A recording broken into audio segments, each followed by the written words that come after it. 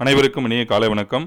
பிடி/பிஆர்டி 2024 தேர்வு நடைபெற்று முடிந்து ரிசல்ட் எப்போது வெளியாகும் என்ற எதிர்பார்ப்போடு நமக்குள்ளார நிறைய மனக்குழப்பங்களோடு ஒவ்வொரு நாட்களையும் நம்ம கடந்து வந்துட்டுருக்கோம்.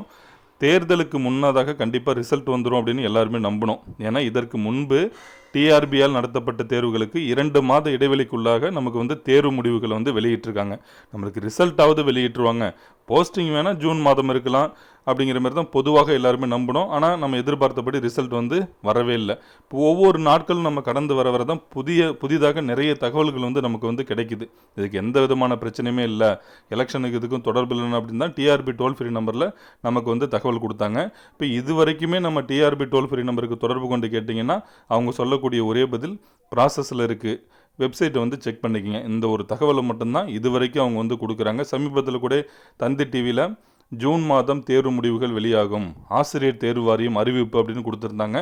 அது தொடர்பாக நம்ம கேட்கும்போது இல்லை வெப்சைட்டில் வந்தால் தான் அதற்கு நாங்கள் பதில் சொல்லுவோம் அப்படிங்கிற மாதிரி அந்த கருத்தை அதுக்கு பதில் கொடுத்தாங்க.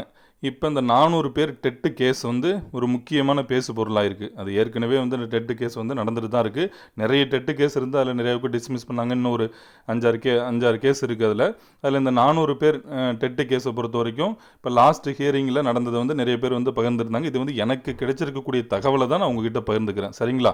அதில் அவங்க சொல்லி கேட்கும்போது நாங்கள் தேர்வுக்கு மட்டும்தானே உங்களுக்கு நடத்திக்கலான்னு சொன்னோம். ஆனால் அவங்க டிஆர்பி டென்டேட்டிவ் ஆன்சர் கீழெலாம் வெளியிட்டாங்க.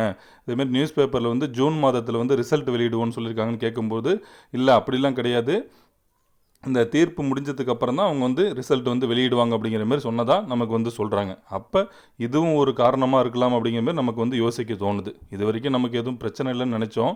இந்த கேஸ் முடிஞ்ச பிறகு தான் ரிசல்ட் வெளியாகும் அப்படிங்கிறதான் இப்போ பொதுவாக இப்போ எல்லாருமே நம்புகிறாங்க. ஏன்னா அந்த லாஸ்ட் ஹியரிங்கில் நடந்த தகவலை எல்லாம் பகிர்ந்துக்கும் போது அதில் பார்க்கும்போது இந்த தகவலை சொல்லியிருக்காங்க. இது முடிந்த பிறகு தான் இதன் அடிப்படையில் தான் தேர்வு முடிவுகளை வெளியிட போகிறாங்க. அடுத்தது பார்த்திங்கன்னா இந்த 400 பேருக்கு மட்டும் வேலை அப்படிங்கிறது எனக்கு அதில் நான் கருத்து சொல்ல விரும்பல. அது எல்லாருக்குமே தெரிஞ்சது தான். கண்டிப்பாக அதில் பார்க்கலாம். அது தமிழ்நாடு அரசு அதில் உறுதியாக இருக்காங்க. அவங்க அது மாதிரியான பாசிபிலிட்டி எங்களுக்கு இல்லை அப்படிங்கிறது தான் அவங்க தொடர்ந்து சொல்கிறாங்க. கொஞ்சம் முன்கூட்டியே ரிட்டன் ஸ்டேட்மெண்ட் கொடுத்துருந்தாங்கன்னா இந்த கேஸ் முன்னாடியே முடிச்சிருக்கலாம். அது என்னன்னு தெரியல நமக்கு. இன்னும் 29 ஹியரிங் தான் மறுபடியும் சொல்கிறாங்க. ரிட்டன் ஸ்டேட்மெண்ட்டாக அவங்க கொடுக்கணுங்கிற மாதிரி சொல்லியிருக்காங்க. ஜட்ஜ்மெண்ட் வரப்போதா, ஏன்னா அதன் பிறகு நீதிமன்றம் இந்த கோடை விடுமுறை இருக்க போகுது. அதுக்கு முன்னதாக நம்மளுக்கு இதற்கான தீர்ப்பு கொடுத்தா நல்லாயிருக்கும் அப்படிங்கிற மாதிரி தான் நம்ம எல்லாம் எதிர்பார்த்துட்ருக்கோம். அதே போல் மற்றொரு தகவல் என்ன பார்த்தோன்னா, இது ஒரு பக்கம் இருக்குது. மற்றொரு தகவல் இது ஏற்கனவே அவங்க திட்டமிட்டிருக்காங்க. நம்ம ஜூன் 4க்கு பிறகு தேர்வு முடிவுகளை வெளியிட்டு ஜூலைக்குள்ளார பணி நியமனம் கொடுக்கணும் அப்படிங்கிறது அவங்க முன்னாடியே திட்டமிட்டிருக்காங்க அப்படிங்கிற மாதிரி ஒரு தகவல் பொதுவாக சொல்கிறாங்க. ஜூன் மாதம் 4க்கு பிறகு தேர்வு முடிவுகளை வெளியிட்டு ஜூலைக்குள்ளார ஆசிரியர் இந்த பொது மாறுதல் கலந்தாய்வெல்லாம் ஜூன் 30க்குள்ளார நடத்தி முடிச்சிருவாங்க. நம்ம ஜூலைக்குள்ளார பணி நியமனங்கள் கொடுத்துறாங்க அப்படிங்கிறது இவங்க முன்கூட்டியே திட்டமிட்டிருக்காங்க அப்படிங்கிற மாதிரி பல்வேறு தகவல் நமக்கு கிடைக்குது. ஆனால் எது நமக்கு உண்மை அப்படிங்கிறது தெரியல. நீங்கள் மற்ற தேர்வுகளுக்கு படிக்கிற ஐடியா இருந்தால் தொடர்ந்து படிங்க. வேறு வேலைக்கு செல்கிறதுனாலும் இதெல்லாம் கண்டிப்பாக நீங்கள் நம்மளுடைய நார்மல் ப்ராசஸை தொடர்ந்து செய்யுங்க.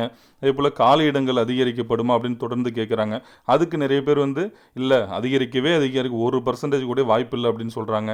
ஆனால் அதுலேயும் எனக்கு நான் நம்பிக்கையோடு இருக்கேன். அதாவது தமிழ்நாடு அரசு நினைத்தால் கண்டிப்பாக வேக்கண்ட் இன்க்ரீஸ் பண்ண முடியும். அது அரசின் கொள்கை முடிவு சார்ந்து இருக்கிறதால நம்மளால் எதுவும் சொல்ல முடியாது. நம்ம நம்பிக்கையோடு இருப்போம், அவ்வளோதான். நீங்கள் மற்ற தேர்வுகளுக்கு தொடர்ந்து படிங்க. நம்மளுடைய ரெகுலர் ப்ராசஸை நம்ம தொடர்ந்து செஞ்சுக்கிட்டே இருப்போம். நம்பிக்கையோடு இருங்க. ஏன்னா பாசிட்டிவாக நம்ம திங்க் பண்ண கண்டிப்பாக பாசிட்டிவாக நடக்கும் அப்படிங்கிறது என்னுடைய கருத்து. அதனால் நம்பிக்கையோடு இருங்க.